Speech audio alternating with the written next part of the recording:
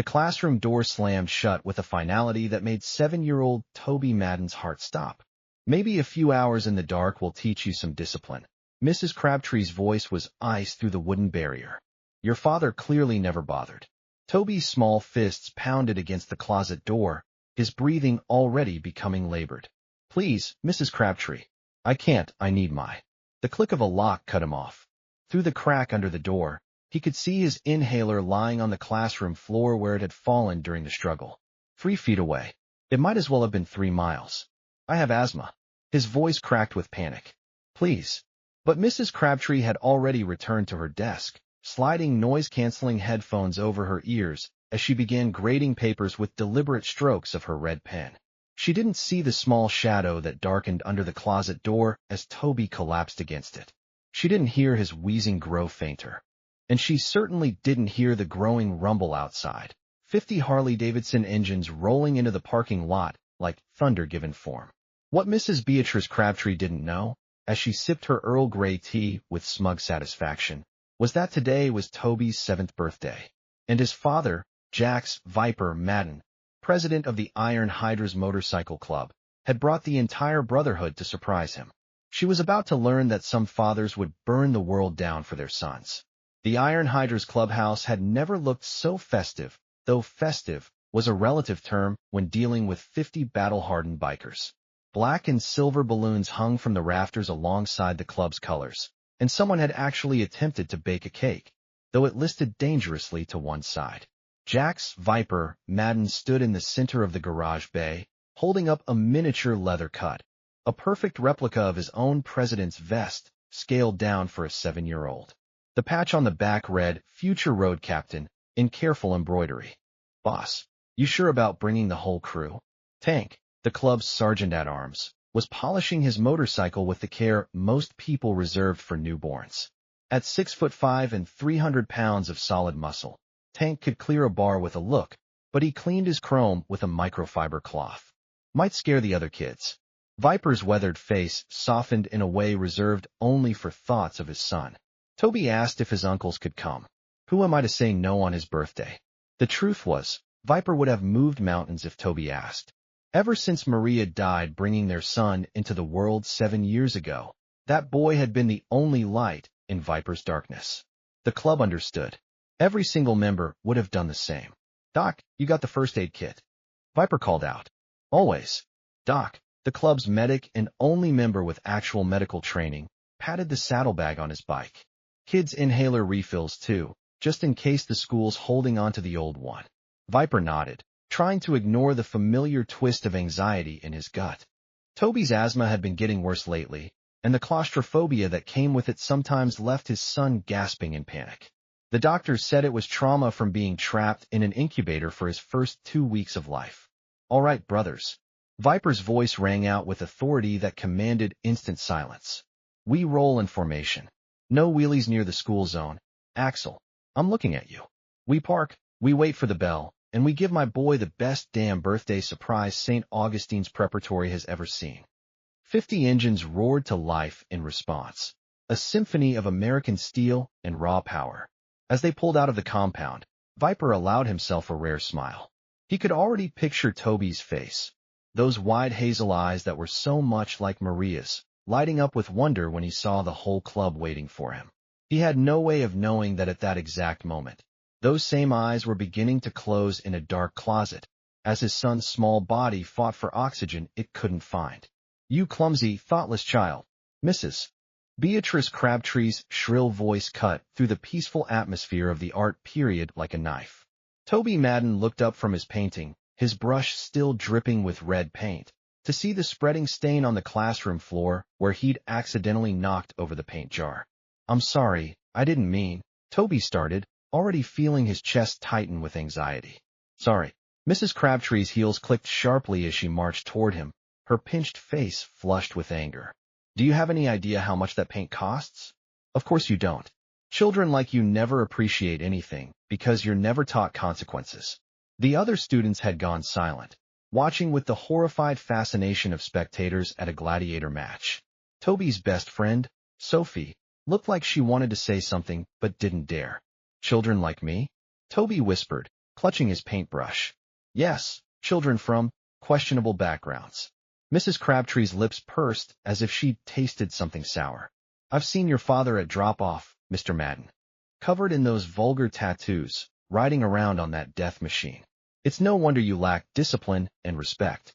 Toby's small hands clenched into fists. My dad's not bad. He's... Don't you dare raise your voice to me. Mrs. Crabtree grabbed his arm, her bony fingers digging in hard enough to bruise. I've had quite enough of your attitude. You think because your father and his criminal friends intimidate people, you can do whatever you want. Let go. You're hurting me. Toby tried to pull away, his breathing becoming rapid and shallow. Mrs. Crabtree's eyes gleamed with something almost like satisfaction. In her 23 years of teaching, she developed a particular distaste for parents who didn't fit her image of proper society. And Jax Madden, with his leather and his motorcycle and his refusal to be intimidated by her stern letters about Toby's lack of focus, represented everything she despised. Perhaps what you need is some time to reflect on your behavior. She began dragging him toward the back of the classroom, where a narrow supply closet stood tucked behind the bookshelf. Alone, in the quiet, without distractions. No. Toby's panic spiked instantly. His free hand scrabbled for the inhaler in his pocket, but Mrs. Crabtree's grip on his arm made it impossible to reach.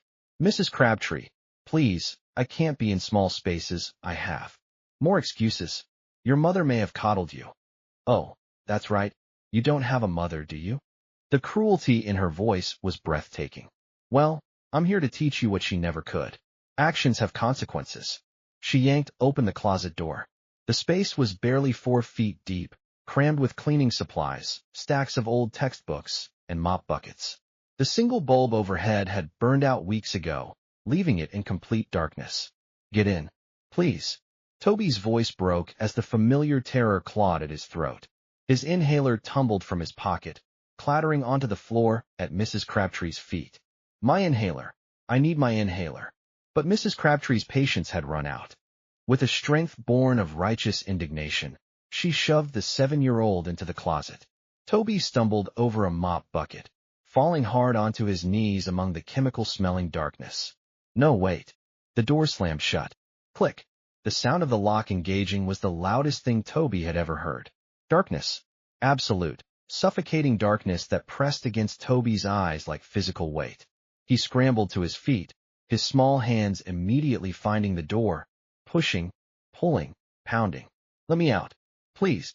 His voice was already thin, his lungs beginning to restrict.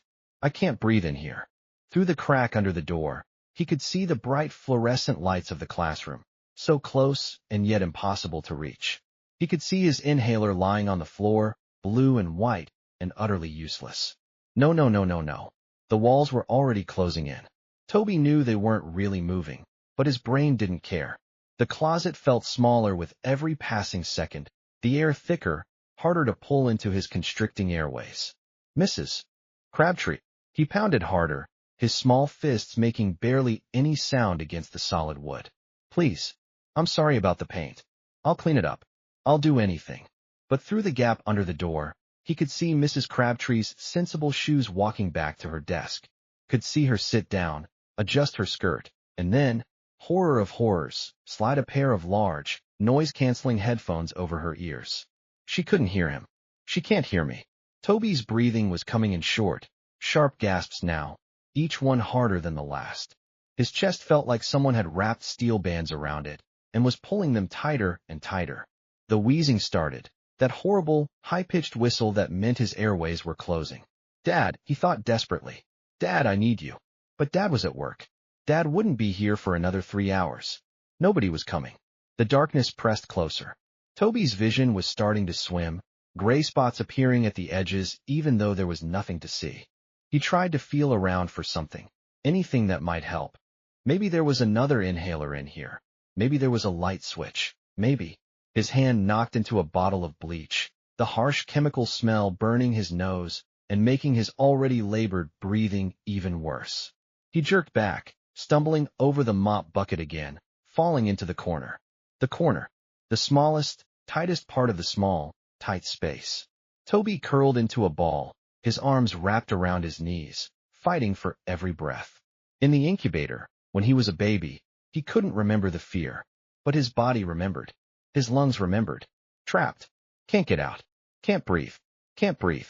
Can't. Dad. He whispered to the darkness, tears streaming down his face. It's my birthday. You promised you'd always be there. Time lost meaning in the dark. It could have been minutes or hours. Toby's wheezing grew quieter, not because he was breathing better, but because he didn't have the strength to wheeze anymore. His lips were starting to tingle, his fingers going numb. Somewhere far away, beyond the door and the darkness, he thought he heard something. A rumble, like thunder, like the sound Dad's motorcycle made when the whole club rode together. But that was impossible. It was probably just the blood rushing in his ears as his oxygen-starved brain began to shut down. I'm sorry I spilled the paint, Dad, he thought, his consciousness starting to drift. I tried to be good. The gray spots in his vision were merging into one big gray fog. Toby's head lolled against the wall, his body going limp. In her classroom, Mrs. Crabtree hummed along to classical music, completely unaware that the child in her closet had stopped making noise. She didn't hear the growing roar of 50 motorcycles approaching St. Augustine's preparatory school. She didn't see the shadows of leather-clad bikers beginning to fill the parking lot.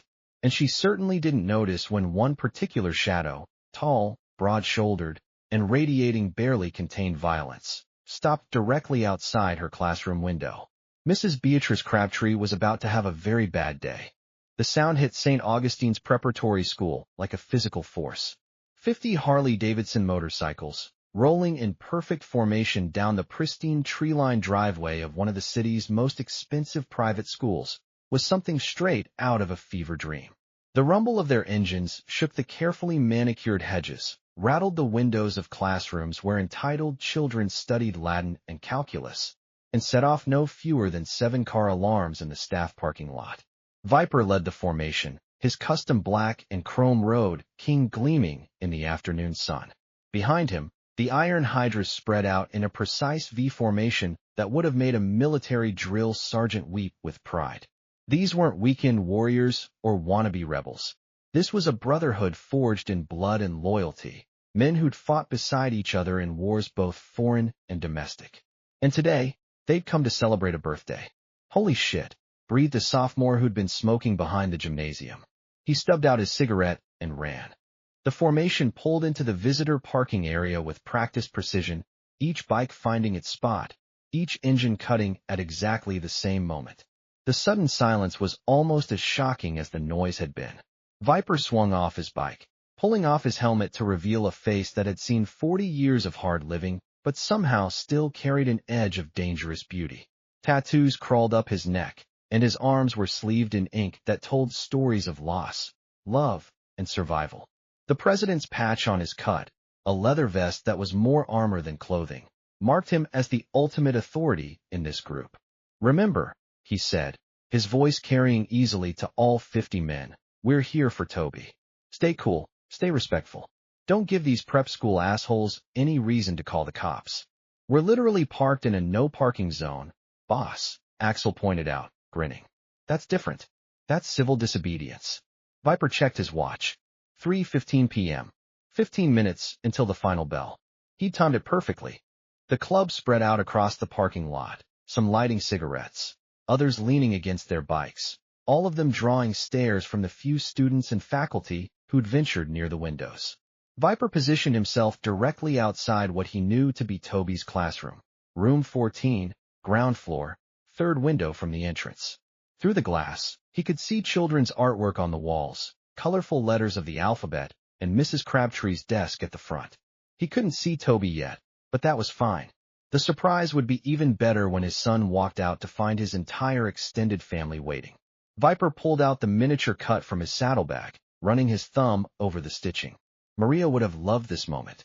She'd always joked that their son would either grow up to be president of the United States or president of the Iron Hydras. There was no in-between with Madden men. I wish you could see him, baby, Viper thought, not for the first time. He's got your eyes, your kindness, your big heart. Boss. Tank rumbled, coming to stand beside him. You think the kid knows we're here? Look at all these other kids staring.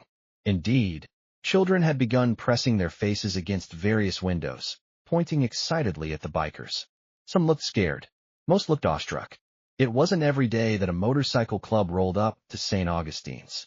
If he knows, he's playing it cool, Viper said, unable to keep the pride from his voice.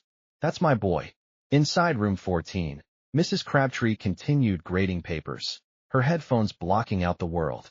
She'd heard the engines, impossible not to, but had assumed it was construction work on the road. Now, focused on her work, she didn't notice the growing commotion in the hallway outside her classroom. She didn't notice that in the parking lot, Viper was starting to frown. She didn't notice that the rumble he'd heard wasn't thunder or construction. It was judgment, arriving on two wheels and burning with the fury of a father's love. The 3:30 p.m. bell rang with its usual cheerful chime, completely at odds with what was about to unfold. Classroom doors burst open up and down the hallway as children erupted into freedom, their voices high and excited as they headed for their parents' cars.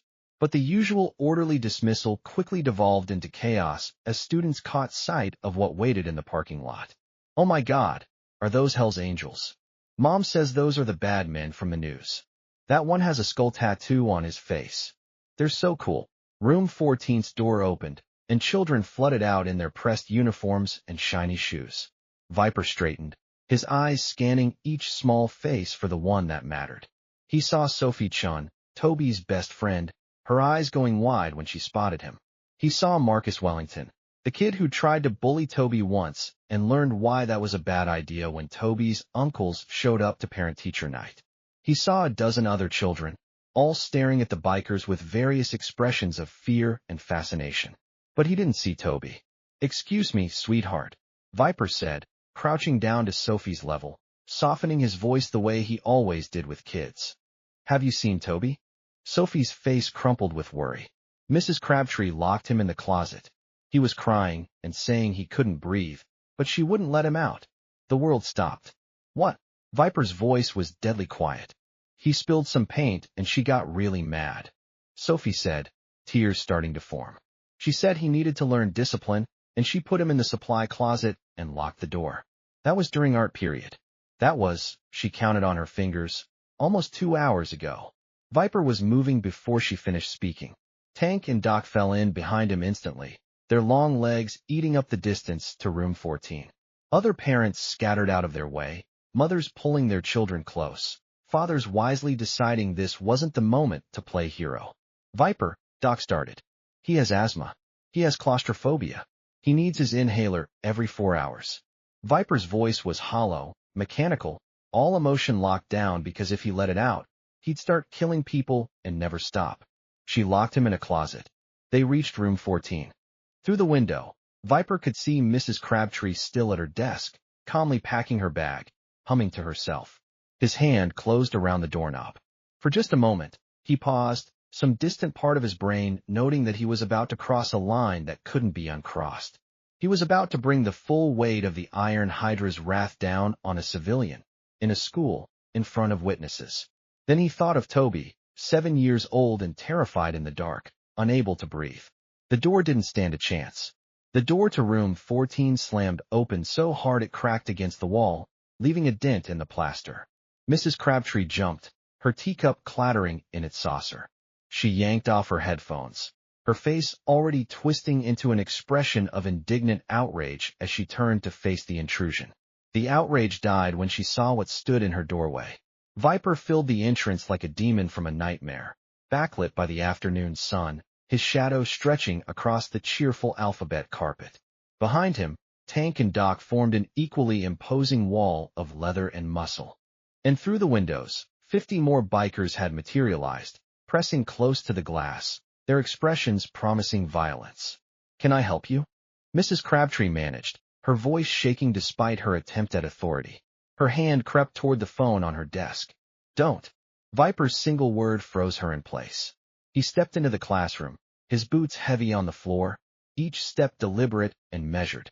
"Where's my son?" Recognition dawned on Mrs. Crabtree's face, quickly followed by contempt that she wasn't quite smart enough to hide. "Oh, Mr. Madden, your son was dismissed with the other children. If you can't keep track of him, perhaps you should invest in." "Don't lie to me." Viper's voice dropped to a whisper that was somehow more terrifying than a shout. I know he's not with the other children, because a very worried little girl just told me that you locked him in a closet 2 hours ago. Mrs. Crabtree's face paled, but she rallied quickly, drawing herself up to her full 5'4". I don't appreciate your tone, Mr. Madden. What I do in my classroom, with my students, is none of your. He's my son. 3 words, each one dropping like a stone. He's 7 years old. He has asthma, and you locked him in a closet. He was being disruptive and disrespectful. Mrs. Crabtree snapped back, her fear manifesting as anger.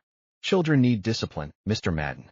Perhaps if he had a more stable home environment, with proper role models instead of criminals and degenerates. Tank's growl was almost subsonic.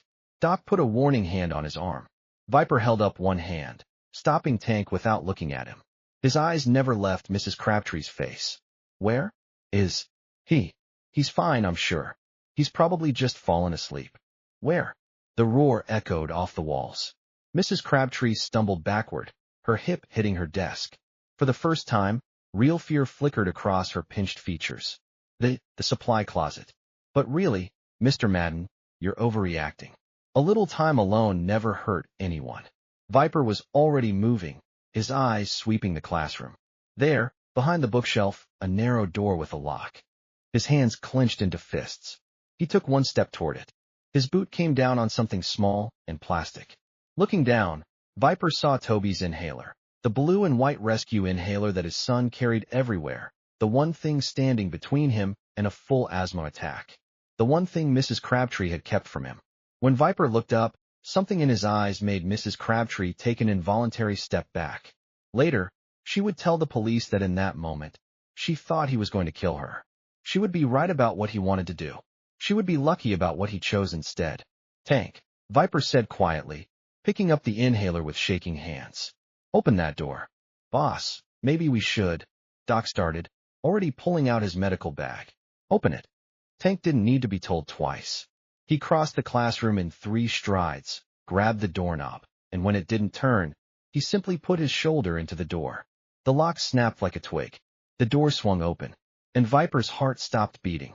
Toby Madden lay crumpled in the corner of the supply closet like a discarded doll, his small body folded in on itself, his lips tinged with blue, his chest barely moving. For a moment, one horrible, endless moment, Viper thought he was too late. Then Doc was pushing past him, dropping to his knees beside Toby's unconscious form, his fingers going to the boy's neck to check for a pulse. He's alive, Doc snapped, already pulling out his stethoscope. Barely. His breathing's severely restricted. Viper, I need you to, Viper. But Viper couldn't move. He stood frozen in the doorway of the closet, staring at his son's limp body, at the blue tinge to his skin, at the way his chest hitched with each shallow breath. His hands were shaking so badly that the inhaler nearly slipped from his fingers. Boss, Tank grabbed his shoulders, physically shaking him. Doc needs you. Get it together. The words broke through. Viper lurched forward, dropping to his knees beside his son, his hands hovering uselessly over Toby's small form. What do I do? Tell me what to do. The inhaler now. Doc was listening to Toby's lungs, his face grim. His airways are almost completely closed. Tank, call 911. Tell them we have a pediatric patient in severe respiratory distress. Viper's hands still shook as he brought the inhaler to Toby's lips, but Doc's steady hands guided his, helping him create a seal. 2 puffs. Wait. 2 more. The medicine dispensed with soft clicks. For agonizing seconds, nothing happened. Then Toby's chest hitched, a stronger breath drawing in. Then another. The wheezing that had been almost silent grew louder, which, paradoxically, was a good sign. It meant air was moving again. Come on, buddy, Viper whispered, one hand cradling Toby's head. Come on, breathe for me. That's it. That's my boy. Behind them, Mrs. Crabtree had begun to grasp the severity of what she'd done. I didn't know. I thought he was just being dramatic. Children these days always. Ma'am, Doc said without looking at her, his voice clinically cold as he continued monitoring Toby's breathing. I strongly suggest you stop talking. Tank, where's that ambulance? 3 minutes out, Tank reported from the doorway, his phone still pressed to his ear. Outside, the sound of sirens was already audible. Toby's breathing was improving, but he still hadn't regained consciousness. Doc pulled out a small oxygen mask from his bag. The Iron Hydra's medic was always prepared, and fitted it over Toby's nose and mouth. His oxygen saturation is coming up, Doc murmured, checking a small device clipped to Toby's finger. But he needs a hospital. He's been oxygen deprived for too long. Viper gathered his son into his arms, feeling how light he was, how fragile. Toby's head lolled against his father's chest, and Viper could feel the rapid flutter of his son's heartbeat against his own. I should have been here sooner. I should have picked him up myself. I should have. This isn't your fault, boss, Tank said quietly, reading the guilt on Viper's face. You couldn't have known. But that wasn't true. Viper had known Mrs. Crabtree was a problem. Toby had mentioned her meanness before, her unfair punishments, her comments about his family. And Viper had let it slide, had told himself that Toby needed to learn to deal with difficult people, that he couldn't fight all his son's battles for him. He'd been wrong. Paramedics burst into the classroom, rolling a gurney, their professional calm a stark contrast to the tension in the room. They took in the scene with quick, practiced eyes. The unconscious child, the biker holding him like he might disappear, the woman pressed against the far wall, and the 50 intimidating men visible through every window. Sir, I need you to let us take him, the lead paramedic said gently. Viper's arms tightened involuntarily. Then, with visible effort, he laid Toby on the gurney, smoothing his son's hair back from his forehead. I'm riding with you, he said. It wasn't a request. Of course. Are you the father? Yes. As the paramedics began securing Toby for transport, hooking him up to monitors that beeped reassuringly, Viper stood. He turned slowly to face Mrs. Crabtree. She'd made it to the classroom door, clearly planning to slip away in the confusion. She froze when she saw his expression. Tank, Viper said softly. Make sure Mrs. Crabtree doesn't go anywhere. Doc, you're with me and Toby. The rest of the club, his voice hardened. Seal this school. Nobody leaves until the police get here and take statements. Every single person who works here is going to know exactly what happened in this classroom today. You can't keep people here against their will. Mrs. Crabtree protested. That's illegal detention. I'll have you arrested. Viper crossed the distance between them in 2 strides. He didn't touch her. He didn't need to. He simply leaned down until they were eye to eye, and when he spoke, his voice was the whisper of a blade being drawn. You locked my 7-year-old son in a closet and left him to suffocate. You took away the medicine that keeps him alive. You did this because you don't like me, because you thought a biker's kid didn't matter, because you're a small, cruel person who gets off on having power over children. I was trying to teach him. You almost killed him. Each word was a death sentence. And I promise you, Mrs. Crabtree, before this day is over, you're going to wish you'd never learned his name. The gurney was moving. Viper turned away from her without another word, following his son toward the ambulance. But as he passed Tank, he stopped. Don't let her disappear, he said quietly. Not until everyone knows what she is. Tank's smile was all teeth. Consider it done, boss. The ambulance doors closed with Viper and Toby inside, sirens wailing to life as it pulled away from St. Augustine's preparatory school. But the Iron Hydras weren't going anywhere. Tank turned back to room 14, where Mrs. Crabtree stood trembling by her desk. The principal, Mr. Whitmore, had arrived, a thin man in his 50s who looked like he deeply regretted every life choice that had led him to this moment. Now, gentlemen, Mr. Whitmore began, his voice quavering slightly. I'm sure we can resolve this misunderstanding. Misunderstanding? Tank's voice was a bass rumble that made the windows shake. He pointed at the supply closet, its broken door hanging askew. There's a kid-sized depression in the corner where a 7-year-old boy collapsed. There's his inhaler on the floor where it fell when your teacher manhandled him. There's the lock she used to trap him inside. Which part, exactly, is the misunderstanding? Mr. Whitmore paled. Mrs. Crabtree, is this true? He was being disruptive, Mrs. Crabtree said, but her voice had lost its earlier conviction. I was simply implementing a timeout. You locked him in a closet. Sophie Chin's voice rang out from the doorway, where a small crowd of students and parents had gathered, held back by several Iron Hydras who'd positioned themselves as informal security.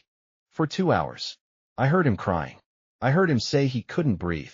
Other children began to chime in, their voices overlapping. She's really mean. She said his dad was a criminal. She threw away his birthday cupcakes last week. She makes fun of kids whose parents aren't rich. The wall of testimony hit like a tsunami. Mr. Whitmore looked like he wanted the earth to swallow him whole. I want everyone who witnessed any part of this to stay, Tank announced, pulling out his phone. The police are on their way, and I'm personally going to make sure every single one of you gets to tell them what happened. Mrs. Crabtree's face had gone from white to red. You can't hold people hostage. We're not holding anyone hostage, a new voice said.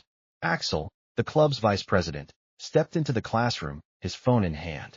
We're just strongly encouraging concerned citizens to wait for law enforcement. In fact, he held up his phone, which was recording. I've been documenting this whole incident for evidence. Smile, Mrs. Crabtree. You're about to go viral. The color drained from her face again. Outside, more police cars were arriving. The lead officer, a grizzled veteran named Mendoza, took one look at the scene and sighed. He knew the Iron Hydras, had worked with Viper on several community initiatives, actually. They were rough around the edges, but they weren't criminals. All right, Mendoza said, stepping into the classroom. Somebody want to tell me what the hell happened here? 15 voices tried to explain at once. St. Augustine's Preparatory School had never seen anything like it. The Iron Hydras had transformed the elegant entrance hall into what could only be described as a command center. Bikers stood at every exit, not threatening, not aggressive, but absolutely immovable. Parents who tried to leave with their children were politely but firmly asked to stay just a little longer, to answer just a few questions. Nobody pushed back. There's something about 50 unified bikers that makes people reconsider their plans. In room 14, Officer Mendoza was taking statements, his pen flying across his notepad as child after child described Mrs. Crabtree's reign of terror. It painted a picture that made even the most skeptical parents uncomfortable. She made Tommy stand in the corner for an hour because his handwriting was messy. She told Sarah her mother was going to hell because they're Jewish. She threw my lunch in the trash because she said poor people shouldn't waste money on fancy food. That from Marcus Wellington, whose family was anything but poor, his lunch had been sushi. She said Toby was genetically predisposed to criminality because of his father. That last one, from Sophie, made Mendoza's jaw clench. Mrs. Crabtree sat at her desk. Her earlier bravado completely evaporated. Her union representative had arrived, a harried woman named Patricia who looked like she'd rather be anywhere else, and was whispering urgently in her ear. Mrs. Crabtree, Mendoza said, closing his notebook, I'm going to need you to come down to the station to make an official statement. Am I under arrest? Her voice cracked. Not yet, but I'm opening an investigation into child endangerment, and depending on what the doctors say about Toby Madden's condition, we may be adding more charges. This is ridiculous. Mrs. Crabtree's hysteria was building. I was trying to teach him discipline. His father is a criminal. Everyone knows the Iron Hydras are involved in. Ma'am, I'm going to stop you right there, Mendoza said, his voice hard. Jax Madden has never been convicted of a crime. His club is a registered nonprofit that does charity work across this city. And even if he was everything you seem to think he is, that wouldn't give you the right to abuse his kid. Tank, who'd been standing silently by the window, spoke up. Officer Mendoza, I have a request. Mendoza turned. What's that? Before Mrs. Crabtree goes anywhere, I'd like the parents here to know exactly what happened. All of them, not just the ones with kids in this class. That's, Mrs. Crabtree's representative started. That's a good idea, Mendoza interrupted. Mr. Whitmore, I'm going to need you to call an emergency assembly. The principal looked like he might faint. An assembly? Every parent, every teacher, every staff member, Tank said. Right now? Because this, he gestured at the closet, at the broken lock, at the inhaler still lying on the floor. This is what happens when you hire someone who thinks some children matter less than others. The school gymnasium had never held so many people in absolute silence. Parents filled the bleachers, their faces ranging from confused to concerned to angry. Teachers stood along the walls, many of them looking uncomfortable. And at the front of the room, Mrs. Crabtree sat in a folding chair, positioned like a defendant in a courtroom. The Iron Hydras had stationed themselves around the perimeter, not threatening, just present. A reminder that this wasn't going to be swept under the rug. Tank stood at the microphone, his massive frame somehow both intimidating and protective. My name is Marcus Tank Rodriguez, he began. I'm the sergeant-at-arms of the Iron Hydra's Motorcycle Club. I'm also a veteran, a father, and today, I'm here because a 7-year-old boy nearly died in room 14 of this school. Gasps rippled through the crowd. His name is Toby Madden. His father is Jax Madden, our club president. Toby's teacher, Mrs. Beatrice Crabtree, locked him in a supply closet for 2 hours as punishment for accidentally spilling paint. She took away his asthma inhaler. She ignored his pleas for help. And she did all of this while wearing noise-canceling headphones so she wouldn't have to hear him cry. More gasps. Several parents pulled their children closer. Tank pulled out his phone. I'm going to play you a recording now. One of Toby's classmates had a smart watch, the kind that records audio. This is what Mrs. Crabtree said to Toby before she locked him up. He pressed play. Mrs. Crabtree's voice filled the gymnasium, dripping with contempt. Maybe a few hours in the dark will teach you some discipline. Your father clearly never bothered. Your mother may have coddled you. Oh, that's right. You don't have a mother, do you? The silence that followed was deafening. Toby's mother died, giving birth to him. Tank said quietly. Mrs. Crabtree knew this. She used it as a weapon against a 7-year-old child. Parents were standing now, some shouting questions, others demanding answers. Mr. Whitmore had gone sheet white. But wait, Tank continued, there's more. Because this wasn't a one-time incident. One by one, he called students to the microphone. Sophie Chun described months of cruel comments. Marcus Wellington talked about being humiliated for his inferior penmanship. A girl named Aisha detailed how Mrs. Crabtree had mocked her hijab. The pattern was clear. Mrs. Crabtree targeted children she deemed lesser, those from non-traditional families, different religions, lower economic backgrounds. The question I have, Tank said, his voice carrying to every corner of the gym, is how many of you knew? How many teachers saw this happening and said nothing? How many administrators received complaints and ignored them? Mr. Whitmore stood up. Now see here. Sit down, Tank said flatly. You had your chance to protect these children. You failed. Officer Mendoza stepped forward. Mrs. Crabtree, you have the right to remain silent.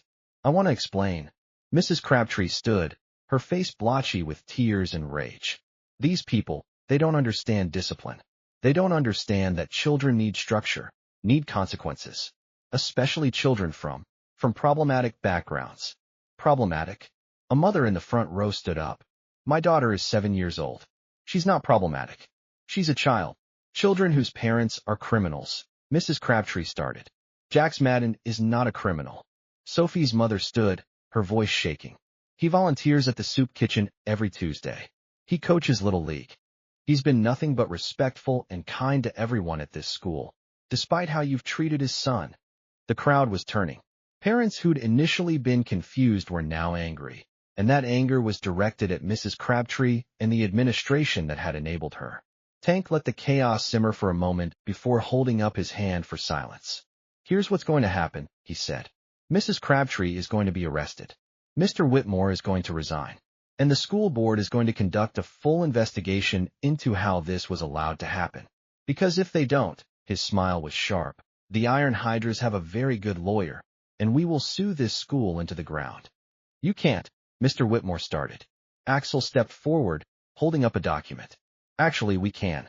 This is a cease and desist letter, drafted by our legal team an hour ago. We're also filing a complaint with the State Board of Education, the Department of Child Services, and we've contacted every major news outlet in the city. He pulled out his phone, showing the screen to the nearest parents. In fact, Channel 7 is outside right now. So is the Times. Funny how fast they respond when you tell them a teacher nearly killed a kid. Mrs. Crabtree's face crumpled. I didn't mean, I never wanted. You never wanted to get caught, Tank corrected. But you did. And now everyone knows what you are. Please, Mrs. Crabtree whispered as Officer Mendoza began reading her rights. Please, I'm sorry. I didn't know he'd have an asthma attack. I thought. You didn't think, Tank interrupted. That's the problem. But it was the next voice that made Mrs. Crabtree's blood run cold. I'd like to make a statement. Every head turned. In the doorway of the gymnasium stood Jax, Viper, Madden, still in his leather cut, his face haggard but his eyes burning with purpose. Mr. Madden, Officer Mendoza said carefully, you should be with your son. He's stable. They're keeping him overnight for observation, But he's going to be okay. Viper's voice was steady, but his hands were shaking. Doc's with him. But I needed to be here. I needed to look her in the eye. He walked down the center aisle, parents parting before him like water. He stopped directly in front of Mrs. Crabtree, towering over her chair. Do you know what my son said when he woke up? Viper asked quietly. Mrs. Crabtree shook her head mutely. He said, I'm sorry I spilled the paint, Dad. He thought he deserved what you did to him. Viper's voice broke. My 7-year-old son, who has never hurt anyone in his life, thought he deserved to be locked in the dark until he couldn't breathe. I didn't mean. Yes, you did. Viper leaned down until they were eye to eye. You meant every word. You wanted to hurt him because you can't hurt me. You wanted to punish him for having a father you don't approve of. So let me tell you what's going to happen now. He straightened, addressing the entire room. I'm going to make sure everyone knows your name. Every parent in this city is going to know that Beatrice Crabtree tortured children. Every school district is going to have your picture. You will never teach again. You will never have power over children again. That's not legal, her representative started. It's completely legal, Axel said cheerfully. It's called a public awareness campaign. We're very good at them. Viper wasn't done. He turned to Mr. Whitmore. And you enabled this. You ignored complaints. You protected her because she's been here for 20 years and changing things is hard. You're done too. The school board, Mr. Whitmore stammered, will accept your resignation or we'll release every complaint we've collected about this school's toxic culture. Your choice. Finally, Viper addressed the parents. Some of you are looking at me and my brothers and thinking we're the dangerous ones. We're the ones your children should be afraid of. His voice was raw with emotion. But we would never hurt a child. We would die before we'd hurt a child. Can you say the same about the people you trusted to teach them? Silence. My son is alive because he's strong. Because he fought to stay conscious long enough for us to find him. But how many other kids has she broken? How many other children has she crushed under her cruelty? And how many of you knew and did nothing? The accusation hung in the air. Officer Mendoza cleared his throat. Mrs. Crabtree, we need to go. As they led her away in handcuffs, Mrs. Crabtree passed by the still open door of room 14. The broken closet door seemed to mock her. Tank stopped the procession. Wait. He looked at Mrs. Crabtree, then at the closet, then back again. You know what? I think Mrs. Crabtree should understand exactly what she put Toby through. Mr. Rodriguez, Mendoza warned. I'm not going to touch her, Tank said.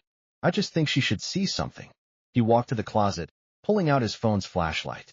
Come here, Mrs. Crabtree. Reluctantly, escorted by Mendoza, she approached. Tank shone the light into the closet. There, in the corner, was a small smear of blood where Toby had scraped his hand trying to claw the door open. His tiny handprints were visible on the walls, evidence of his desperate attempts to push his way out. This, Tank said softly, is what you did. Look at it. Remember it. Because when you're sitting in your cell tonight, I want you to think about that 7-year-old boy, alone in the dark, unable to breathe, calling for help that never came. Mrs. Crabtree's legs gave out. She would have fallen if Mendoza hadn't caught her. We're done here, Mendoza said firmly, leading her away. As they left, Viper stood alone in the classroom, staring at the closet. Tank put a hand on his shoulder. Toby's okay, boss. That's what matters. Is it? Viper's voice was hollow. Because I don't think I'll ever forget seeing him lying there, so still, so. But he wasn't. He fought. He survived.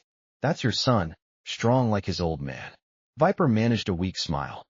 Strong like his mother, you mean? That too. Tank squeezed his shoulder. Come on. Let's get you back to the hospital. Your boy needs his dad.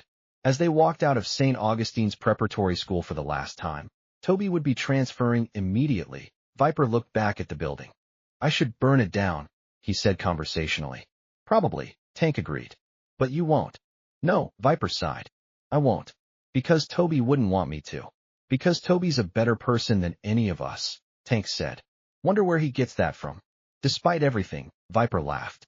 3 weeks later, Toby Madden stood in the parking lot of Lincoln Elementary School, staring at the friendly yellow building with apprehension clear on his small face. You sure about this, buddy? Viper asked, crouched down to his son's level. We can homeschool. I've already got Tank volunteering to teach math. Tank failed algebra twice, Toby said, a ghost of his usual humor showing through. Okay, maybe not Tank for math. But the point is, You don't have to do this if you're not ready. Toby squared his small shoulders. I want to go to school. I want to make friends. I won't let her win by being scared forever. Pride swelled in Viper's chest. That's my boy. Behind them, 50 motorcycles were parked in formation. The entire Iron Hydra's MC had insisted on escorting Toby to his first day at his new school. The principal, a kind-faced woman named Mrs. Rodriguez, no relation to Tank, had actually laughed when they'd asked permission. Any parent who cares that much about their child's safety is welcome, she'd said, even if they arrive on motorcycles. Now she stood on the school steps, waving at Toby with genuine warmth. Several other children were being dropped off, and instead of looking scared of the bikers, they looked impressed. Your dad has a motorcycle club? A boy about Toby's age asked, eyes wide. That's so cool. They're pretty cool, Toby agreed, glancing back at his father with a smile that made the last 3 weeks of hell worth it. Mrs. Crabtree had been charged with child endangerment, assault, and a dozen other crimes. She was awaiting trial, her teaching license permanently revoked. The school board had settled with Viper for an undisclosed sum, all of which had been donated to a charity supporting children with asthma. Mr. Whitmore had resigned. Half the faculty at St. Augustine's had either quit or been fired as the investigation revealed a culture of elitism and cruelty that had festered for years. But more importantly, Toby was healing. The nightmares were less frequent. He could go into small spaces without panicking, though Viper always made sure to leave the door open. And he was learning, slowly, that not all teachers were monsters. All right, kid, Viper said, pulling Toby into a tight hug. You've got your inhaler? Yes, Dad. And your emergency contact card? Dad, you gave me 3 of them. And your phone? Dad, Toby laughed. I'm going to be fine. Viper held him for a moment longer, remembering how light he'd felt in the hospital, how fragile. Then he forced himself to let go. Okay, go learn something. But if anyone, and I mean anyone, gives you trouble, I'll tell Mrs. Rodriguez first, Toby recited dutifully. Then I'll tell you. Good boy. Viper ruffled his hair. Love you, kid. Love you too, Dad. As Toby ran toward the school, his new backpack bouncing, several of the Iron Hydras called out encouragement. Good luck, little boss. Knock him dead, kid. Learn lots so you can help me with my taxes. Toby waved back, grinning, and disappeared into the school. Tank sidled up to Viper. He's going to be okay. I know. Viper watched the door his son had vanished through. Doesn't make it easier. Never does. But that's what being a parent is. Letting them go while being ready to burn the world down if they need you. Viper looked at his sergeant-at-arms. That might be the most profound thing you've ever said. Don't tell anyone. I've got a reputation to maintain. They stood there for a moment, 50 hardened bikers watching a school door like it held the secrets of the universe. Then Viper's phone buzzed. A text from an unknown number. Thank you for what you did. My daughter had Mrs. Crabtree last year. We didn't know we could fight back. You showed us we could. Sarah's mom. Another text followed, then another. Parents from St. Augustine's, reaching out to thank him, to share their own stories, to apologize for not standing up sooner. Viper pocketed his phone and swung onto his motorcycle. Where to, boss? Axel asked. Clubhouse, Viper said. We've got work to do. What kind of work? Viper thought about all those messages, all those families who'd been hurt and hadn't known how to fight back. The kind where we make sure this never happens to another kid. We're starting a foundation, legal aid for families dealing with abuse in schools. Free representation. We've got the lawyers, we've got the reputation, we've got the resources. Tank grinned. The Iron Hydra's School Protection Fund. Something like that. Viper started his engine. Toby made me promise I wouldn't burn down the school. He didn't say anything about changing the whole damn system. As they rolled out of the parking lot in formation, Viper looked in his mirrors at the yellow school building growing smaller behind them. Somewhere in there, his son was laughing with new friends, learning math, coloring inside the lines. Being a kid. Safe. Protected. Loved. And if anyone ever tried to hurt him again, they'd learn what 50 loyal brothers and a father's love could do. The engines roared in agreement. A promise and a warning rolled into one thunderous declaration. The Iron Hydras protected their own. Always. 6 months later, Mrs. Beatrice Crabtree sat in a prison cell, serving a 5-year sentence for child endangerment. Every day, she received letters, not from friends or family, but from parents she'd hurt, Students she'd traumatized, finally brave enough to speak their truth. She'd wanted to teach children a lesson about consequences. She'd succeeded, just not the way she'd planned. And every night, in her small, locked cell, she thought about a 7-year-old boy in a closet and wondered if this was how he'd felt, trapped, alone, unable to breathe, waiting for help that seemed like it would never come. Justice, it turned out, had a sense of irony. And sometimes, justice wore leather and rode a Harley.